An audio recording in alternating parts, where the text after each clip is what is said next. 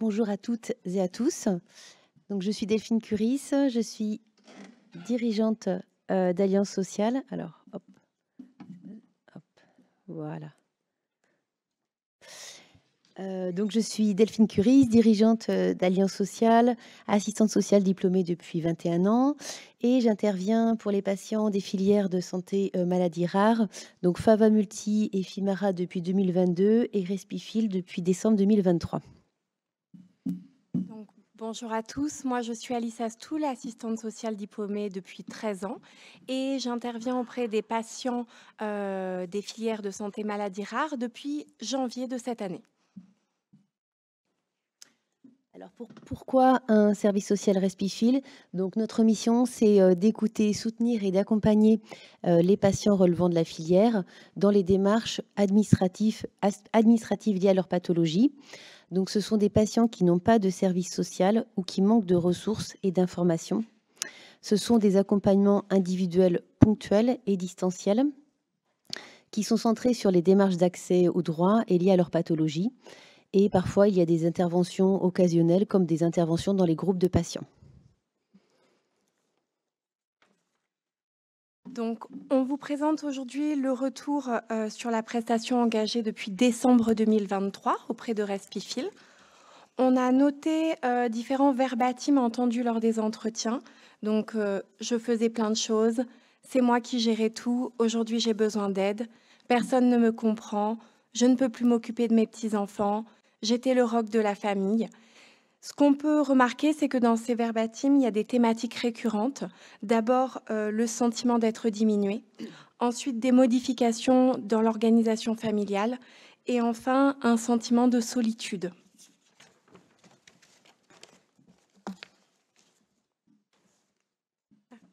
C'est moi.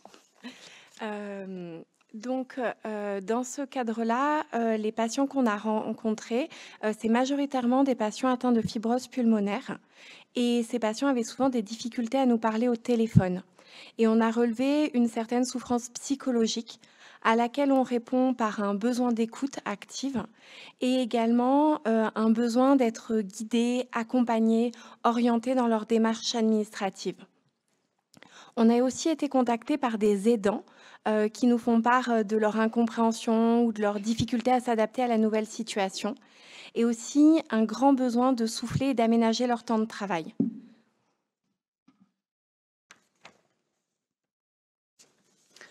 Donc globalement, ce qu'on a relevé parmi ces patients, c'est qu'il y avait un manque de connaissance de la pathologie, souvent par les médecins traitants, des patients qui n'ont pas toujours de médecin traitant, donc de médecins coordonnateurs de leur parcours de soins, qui n'ont pas toujours non plus connaissance les patients comme les médecins de l'existence des PNDS, donc un besoin vraiment de diffuser de l'information à ce niveau-là, et une méconnaissance de leurs droits en général. Donc, ce qui nous amène à faire un focus sur les aides, donc les plus demandées, celles dont on a le plus parlé auprès des patients. Donc, tout d'abord l'ALD. L'ALD, qui est l'affection longue durée. Donc nous, on a fait un focus sur l'ALD exonérante, qui est un dispositif de prise en charge à 100% des soins liés à la pathologie. Et donc, c'est pour les patients qui ont des soins prolongés et coûteux. Et en fait, l'intérêt majeur de l'ALD, c'est que les patients n'avancent pas les frais en lien avec leurs soins, donc les examens, les consultations, et qu'il y a une prise en charge sous certaines conditions des frais de transport. Comme vous le savez, la demande d'ALD, elle est faite par le médecin traitant qui la transmet à la CPAM avec un protocole de soins. Et dans ce protocole de soins, c'est important que soit démontré le fait que les soins sont longs et coûteux. Et nous, on est très souvent sollicités pour des refus d'ALD. Donc, quand c'est le cas, en fait, on invite les patients à revoir leur médecin traitant pour vraiment détailler l'intérêt de la demande. On les invite aussi à écrire un courrier pour expliquer les motifs de la contestation et surtout à joindre le PNDS, enfin la synthèse à destination des médecins traitants, pour vraiment apporter un éclairage sur la pathologie. Et il est aussi possible que les médecins traitants se mettent en contact avec les médecins conseils de la CPM, où on invite aussi parfois les médecins traitants à se mettre en contact avec le spécialiste pour avoir plus d'informations sur la pathologie et donc pouvoir mieux argumenter la demande d'ALD. Mais ce qu'on constate, c'est que quand même chaque CPAM a sa propre gouvernance et prend ses propres décisions. Et que du coup, il y a vraiment des disparités de décisions entre les territoires.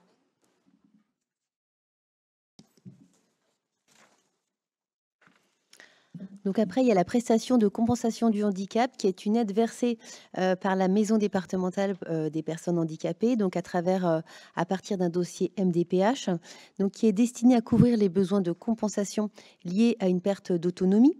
Donc il y a différents types de besoins qui peuvent être couverts, des aides humaines, des aides techniques, des aménagements du domicile ou du transport. Donc, la PCH aide humaine, elle permet de financer l'intervention d'une personne dans le soutien, de ses actes de la vie quotidienne, et c'est une aide qui peut, donc être apportée par un professionnel ou par un proche aidant. Donc le nombre d'heures, qui est attribué varie évidemment selon le nombre, selon les besoins de compensation à couvrir. Au niveau des conditions d'éligibilité, donc il faut avoir au moins 20 ans et moins de 60 ans lors de la demande, ou bien avoir rempli les conditions d'accès à la PCH avant 60 ans, c'est-à-dire avoir ouvert des droits à la PCH avant 60 ans, ou bien encore être en activité professionnelle, même au-delà de l'âge légal de départ à la retraite, lors de la première demande. Donc, au niveau des conditions d'éligibilité au niveau médical, donc il faut présenter au moins 2 difficultés graves ou une difficulté absolue dans certains domaines, comme la mobilité, la communication, etc. Donc, au niveau des avantages de la PCH, donc sa durée peut être étendue à 10 ans et sans limite de durée si le handicap ne peut évoluer favorablement. Une fois accordé avant 60 ans, le droit à la PCH est maintenu à vie après cet âge. Donc il y a une possibilité évidemment de rémunérer un proche aidant ou une association. Et l'enveloppe d'heures pour la PCH est plus intéressante que l'enveloppe d'heures attribuée pour l'APA, qu'on va voir juste après, puisque l'enveloppe PCH est de 180 heures par mois au maximum. Et l'APA, c'est 82 heures par mois au maximum. Et donc la PCH, donc l'enveloppe d'heures peut être ajustée en fonction de la perte d'autonomie en envoyant donc une demande d'augmentation des heures, une rectification donc à la MDPH. Donc pour les personnes qui seraient plus âgées au-delà de 60 ans et en situation de perte d'autonomie, donc il existe l'allocation personnalisée pour l'autonomie. Donc c'est une aide qui est à demander au conseil départemental ou au CCAS, qui se fait après une évaluation faite par des professionnels, et donc c'est une aide sous forme d'heures attribuées à partir d'un plan d'aide, et donc est pour aider dans les actes de la vie quotidienne. On a fait un bref focus sur 3 autres aides qui sont à demander à la MDPH. La première, c'est l'AAH, l'allocation adulte handicapé, ce qui permet d'avoir un revenu pour des personnes qui ne peuvent pas travailler ou qui ont des revenus très faibles en raison de leur handicap. Et ce qui est important à savoir, c'est qu'avec l'AAH, comme avec la pension d'invalidité, la retraite, les personnes ont la retraite à taux plein à 62 ans automatiquement. Ensuite, il y a les cartes mobilité inclusion. Donc, il y a 3 cartes mobilité inclusion. La première, c'est la carte mobilité et inclusion stationnement qui permet de bénéficier des places réservées. La seconde, c'est la carte mobilité inclusion priorité qui permet d'éviter les files d'attente et d'avoir une place assise. Et enfin, il y a la CMI invalidité qui, elle, présente les mêmes avantages que la carte priorité. Et avec celle-là, il y a une réduction dans les transports publics et des avantages fiscaux. Et donc, ces cartes mobilité inclusion, elles sont attribuées en fonction du taux d'incapacité. Et enfin, pour terminer, on voulait parler de la RQTH, reconnaissance de qualité de travailleur handicapé, qui est donc une décision administrative accordée par la MDPH pour les personnes qui peuvent rencontrer des difficultés à obtenir ou à conserver leur emploi. Et c'est vraiment pour les personnes qui ont une altération de plusieurs fonctions, pas de une ou plusieurs fonctions, donc la fonction physique, sensorielle, mentale ou psychique. Et cette RQTH, elle est importante parce qu'elle permet des aides au maintien à l'emploi, notamment des financements, mais aussi des aménagements de poste. On a fait un focus sur les bonnes pratiques pour le dossier MDPH, parce qu'on voit souvent des dossiers MDPH qui ont été mal complétés ou complétés trop rapidement.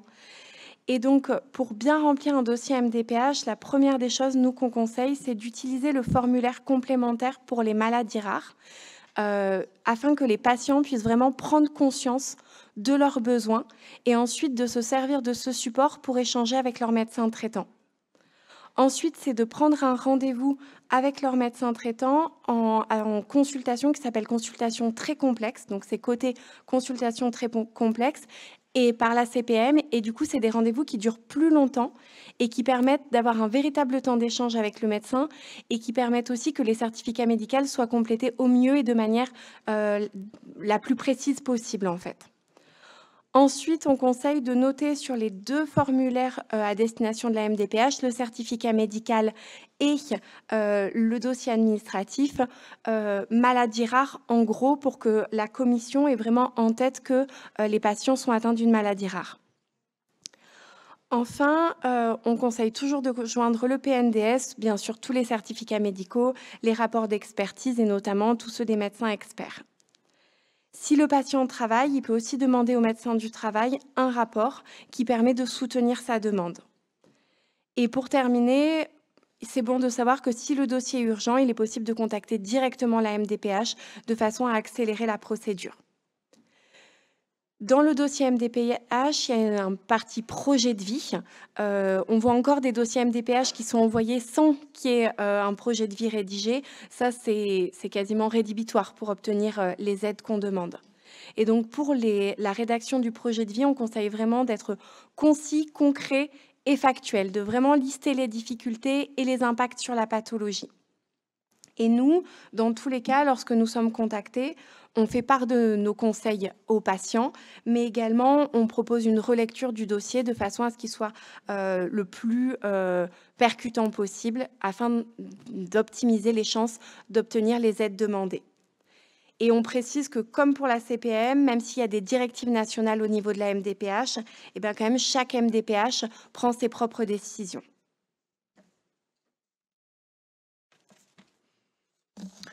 On a fait également un focus sur le financement des restes à charge, puisqu'évidemment, on est sollicité aussi par rapport à cette question financière. Et donc, dans l'attente des réponses des dossiers MDPH, on peut aussi solliciter des aides financières complémentaires. Donc, que ce soit auprès de l'Action sociale de l'assurance maladie, qu'on soit affilié à la CPM ou à l'MSA, il peut y avoir des aides financières, la CAF, la mutuelle donc du patient si elle possède un fonds d'action sociale, la caisse de retraite complémentaire, la prévoyance. Donc pour les patients qui sont salariés, il y a aussi le CSE. On peut avoir des aides sous forme de dons ou de subventions. Il y a les caisses donc AGFIP et FIP-HFP donc pour le secteur public, donc qui peuvent proposer des aides financières d'aménagement. Donc là, c'est pour les personnes qui sont et salariés et reconnus travailleurs handicapés. Et il y a également pour les patients retraités, les caisses de retraite du régime général et complémentaire. Donc toutes ces aides sont évidemment soumises à conditions de critères, de situation et de revenus des patients. On a fait aussi un petit focus sur les assurances emprunteurs parce qu'on était donc confronté à plusieurs reprises à des patients qui souhaitaient faire des prêts bancaires et qui étaient coincés parce qu'il peut être difficile pour les patients avec une pathologie rare d'avoir des assurances de prêt. Donc il faut savoir qu'Alliance Sociale a fait un partenariat avec un service de courtage en prêt et en assurance et qui apporte des solutions vraiment très intéressantes spécifiquement aux patients qui sont atteints de maladies rares. Voilà, donc ça a permis de débloquer des situations et ils sont très performants sur cette question.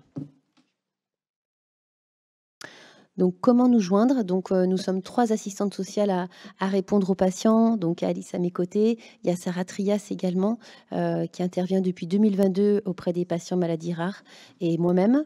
Donc nous sommes toutes les 3 assistantes sociales diplômées d'État. Donc c'est un service, proposé par Respifil, proposé, financé par Respifil qui est anonyme, gratuit et confidentiel. Et les patients nous contactent via notre adresse mail qui est celle-ci, maladie rare, maladie-rare @alliance-sociale.fr. Donc tous les suivis se font, enfin tous les accompagnements se font exclusivement au distanciel. Voilà, téléphone, mail, WhatsApp, voilà, visio, voilà, tout ce qui peut convenir au mieux aux patients. Merci beaucoup. Merci beaucoup. On ne peut que abonder dans votre sens sur les différences entre les différentes CPAM pour les ALD, ça c'est certain. Est-ce qu'il y a des questions dans la salle? Oui. Merci. Bonjour, Maggie de l'association HTAP France. J'aurais voulu savoir si vous aviez un retour des patients par rapport à l'instauration du nouveau formulaire pour les maladies rares, s'il y a moins de refus que si on ne remplit pas ce formulaire au niveau de la MDPH. Parce qu'en fait, on a une assistance sociale à l'association et on n'est pas d'accord sur le sujet, donc au moins, j'aurai un petit retour. Merci. Alors, je prétends pas avoir la réponse absolue parce que ça dépend des situations. Moi, je trouve qu'il y a quand même une amélioration parce que ça permet vraiment de se poser sur la situation et donc d'avoir un retour plus factuel et plus précis des patients et donc d'être plus clair dans la demande qui va être formulée à la MDPH. Et on sait que la MDPH, quand même, elle fait un traitement, somme toute, une lecture assez rapide, donc il est important d'aller à l'essentiel. Donc moi, je dirais que ça va dans le sens d'une amélioration. Après, comme on disait, pour les CPAM et pour les MDPH, ça n'empêche pas des refus et ça n'empêche pas qu'il y ait quand même une disparité en fonction des territoires. Juste pour compléter ce que dit Alice, voilà, en tout cas, quand on rappelle l'existence de ce formulaire complémentaire, c'est évidemment très apprécié par les patients et c'est vraiment une aide au support. Enfin, c'est vraiment une base de réflexion pour les patients qui peuvent prendre du recul par rapport à leur quotidien et prendre conscience véritablement de leurs besoins. Donc, c'est un support qui est très précieux et qu'on utilise beaucoup dans nos accompagnements. Est-ce qu'il y a un petit tuto pour nos assistants sociaux? Alors oui, il y a un petit tuto en fait en début de ce formulaire, c'est assez simple à Non, utiliser. mais sur le site Respifil, Nous, on on a va faire un petit point sur justement tous ces... On a beaucoup communiqué dessus, Jacques, D'accord. beaucoup. Ouais, mais C'est un travail c'est des jamais assez. filières. Ouais, bah oui. C'est un travail des filières avec la CNSA qui a débuté il y a 6 ans. Ok. Beaucoup de changements de ministère, et c'est le GNCHR aussi, donc le Groupement national du handicap rare. Et le but de ce formulaire complémentaire, c'est qu'il y a les logos. Donc normalement, les MDPH se doivent un traitement équitable, on est d'accord. Mais d'avoir le logo filière de santé, maladies rares, GNCHR, ça étiquette quand même et ça met une alerte parce que tous les dossiers MDPH ne sont pas lus par des médecins, ne sont pas lus par des gens qui connaissent les pathologies, c'est comme ça. Et du coup, ça met aussi cette attention et du patient d'avoir la réflexion, de se dire quel est vraiment mon problème quotidien, mais aussi une alerte au niveau des MDPH de je dois être, entre guillemets, plus attentif sur ce dossier. C'est pas normal, ça devrait être automatique pour tout le monde, encore une fois, mais c'est comme ça qu'il a été construit, ce formulaire. Donc, il est sur le site de Respifil, mais ça renvoie vers la CNSA. Le but, c'était une interdiction que chaque filière le mette. Il fallait qu'on renvoie tous sur la CNSA et c'est eux qui hébergent le fichier original. Voilà. Mais il est dispo et il y a un petit tuto au début. On l'a mis dans les newsletters. Il faut peut-être qu'on arrive à faire autrement en communication. Mais... Et les assistants sociaux peuvent vous envoyer un mail oui. avec les patients qu'ils voient sur des demandes spécifiques. Parce que je ne suis pas sûr que les patients vont spontanément envoyer un mail. Ils passent souvent par le centre social du service ou de la ville, etc. Donc je pense que c'est aussi pas mal qu'ils soient accompagnés par les assistants sociaux qui les accompagnent déjà dans le service, quoi. Oui.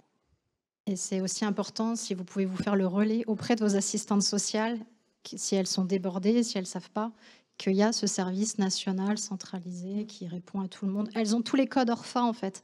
Elles répondent en fonction des codes ORFA.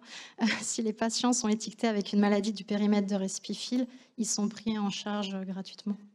Et en complément, ce qu'on peut dire, c'est que quand même... Pardon. En complément, ce que je peux dire, c'est que dès qu'on est sollicité on est parfois sollicité par des assistantes sociales en fait au sein des hôpitaux et qu'elles viennent vers nous et qu'à ce moment-là, on fait un travail partenarial en fait, soit pour les informer de nous comment on travaille et des connaissances qu'on a, et elles nous informent des connaissances qu'elles ont en local et voilà, ça c'est important. Très bien. Juste une petite... Jean-Michel Fourier de l'association Fibrose Pulmonaire France. Ce n'est pas une question, en fait. C'est voilà, un remerciement pour tout ce que vous faites. Tous les retours qu'on a des patients sont vraiment super. Donc, bravo, mesdames. Et puis, je vous invite tous à envoyer vos patients vers ce service. Ça marche très, très bien. Merci beaucoup. Merci beaucoup. Belle Merci. conclusion pour la séance.